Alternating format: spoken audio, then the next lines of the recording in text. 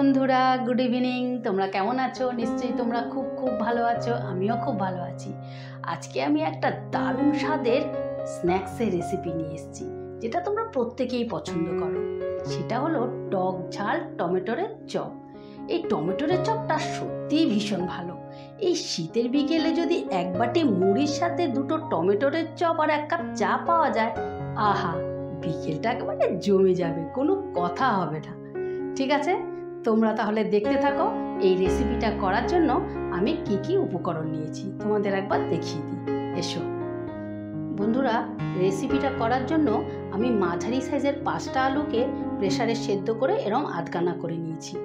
আর নিয়েছি 1 মুঠো মটরশুঁটি, এরকম বড় সাইজের 2টো টমেটো নিয়েছি, কাঁচা লঙ্কা নিয়েছি, আদা, ক্যাপসিকাম, ধনেপাতা, আর নিয়েছি বেসন, শাহি গরম মশলা, ভাজা মশলা, চালের গুঁড়ো, জোয়ান, জিরের গুঁড়ো, হলুদ, গোটা জিরে, লঙ্কার গুঁড়ো, নুন আর 1 মুঠো কাঁচা বাদামকে কড়াতে ভেজে নিয়েছি।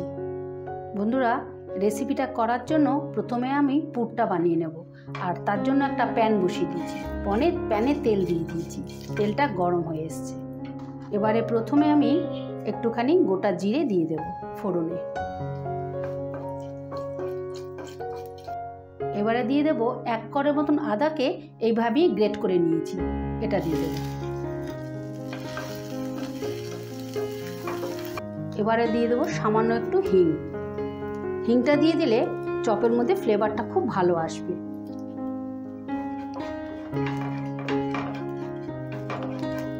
এবারে আলুগুলো দিয়ে দেবো। আলুগুলো আমি হাত দিয়ে এভাবে ভেঙে ভেঙে দেবো।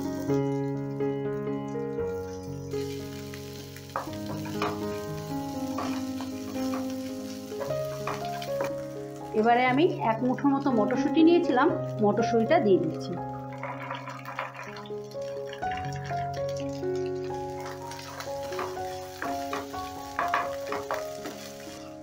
এবারে আমি প্রথমে একটু অল্প করে নুন দিচ্ছি, পরে স্বাদ মতো নুন দেব।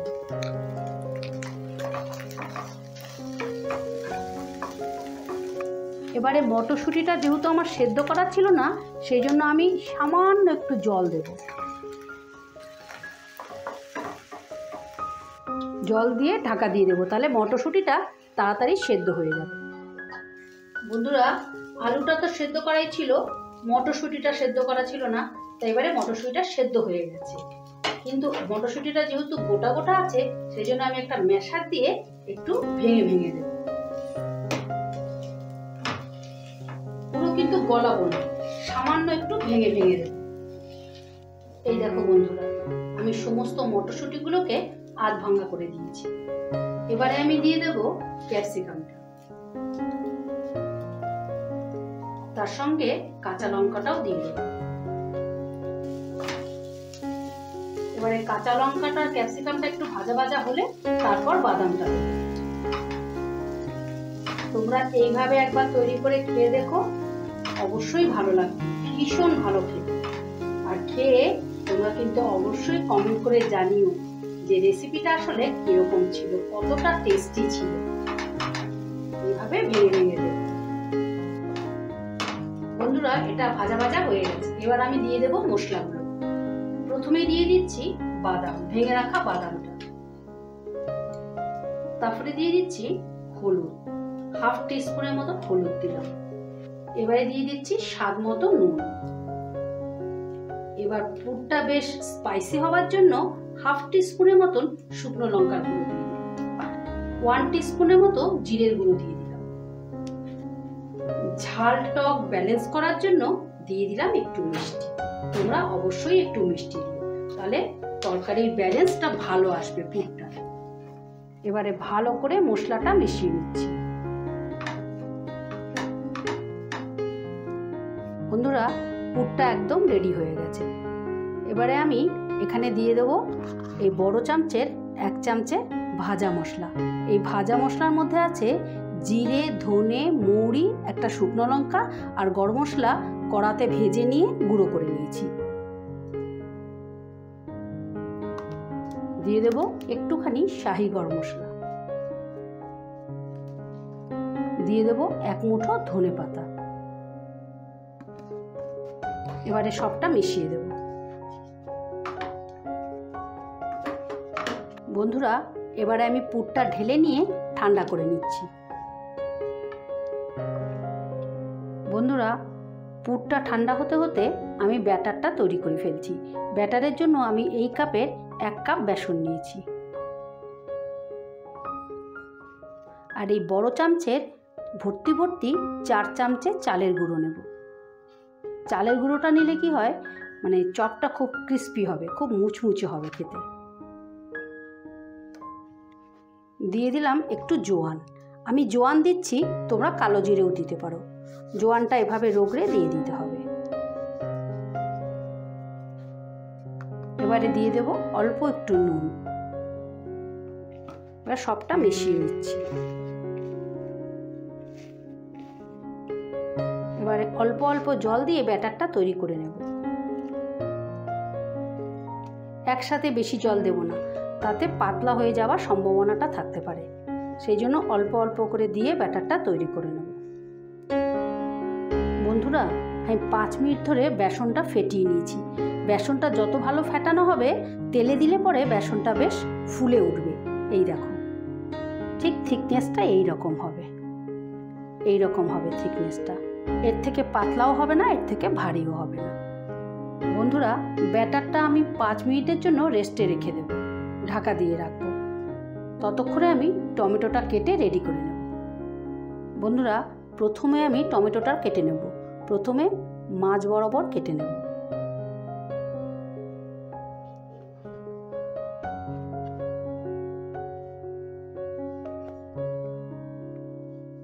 এবার এটাকে আবার দুফালা করে নেব, ঠিক এইভাবে।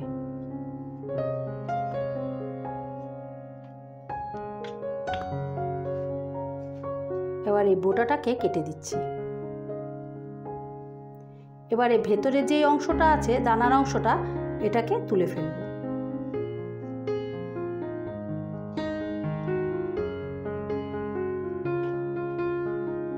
এইভাবে তুলে ফেলব।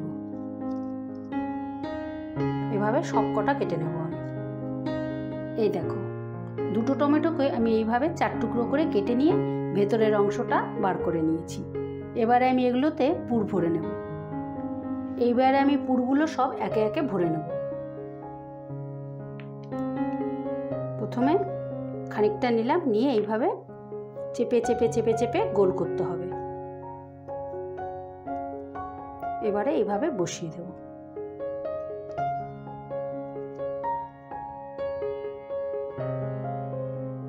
হাতের চেটোর উপর রেখে এইভাবে চেপে চেপে বসিয়ে দিতে হবে। পুরো টমেটোটা কভার করে দিতে হবে। এই দেখো, এইভাবে তৈরি করতে হবে। তোমরা কিন্তু এইভাবে তৈরি করে অবশ্যই একদিন খেও। আর খেয়ে যদি ভালো লেগে থাকে, তাহলে আমার চ্যানেলটা সাবস্ক্রাইব করে রাখার অনুরোধ রইল। আমার চ্যানেলে এই রকম নিত্য নতুন রেসিপি আসতেই থাকে।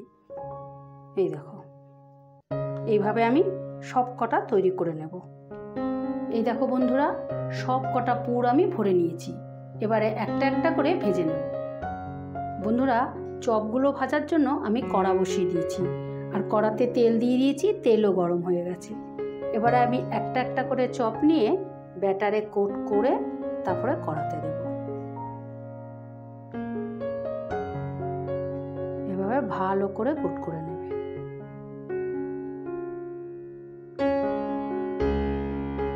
আমি তেলে দিয়ে দিচ্ছি।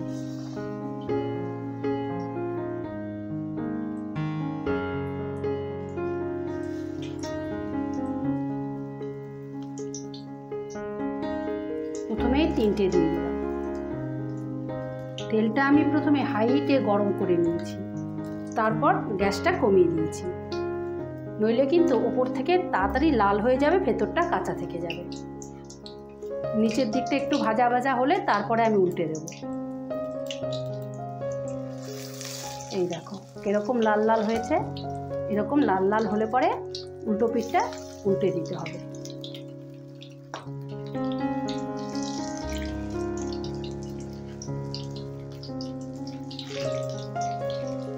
গ্যাসটা কিন্তু আমার কমানো আছে, এই কমিয়ে আস্তে আস্তে করে লাল লাল করে ভেজে নিতে হবে। এই দেখো বন্ধুরা, এই রকম লাল লাল করে ভেজে নিতে হবে। দেখো কত সুন্দর হয়েছে দেখতে, আর সেই রকম কিন্তু মুচমুচে হয়েছে, দারুণ খেতে কিন্তু। এবারে আমি একটা প্লেটে তুলে রাখছি। দেখেছো কিরকম মুচমুচে হয়েছে, তোমরা আওয়াজেই বুঝতে পারছো।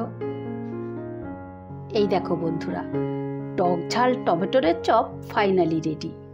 তোমরা কিন্তু এইভাবে তৈরি করে অবশ্যই একবার খেও, আর খেয়ে যদি তোমাদের ভালো লেগে থাকে তাহলে আমার চ্যানেলটা সাবস্ক্রাইব করে রাখার অনুরোধ রইল। আমার চ্যানেলে এই রকম নিত্য নতুন রেসিপি আসতেই থাকে। ঠিক আছে, আজ তাহলে আসি, কাল আবারও কোনো নতুন রেসিপি নিয়ে হাজির হব। টাটা।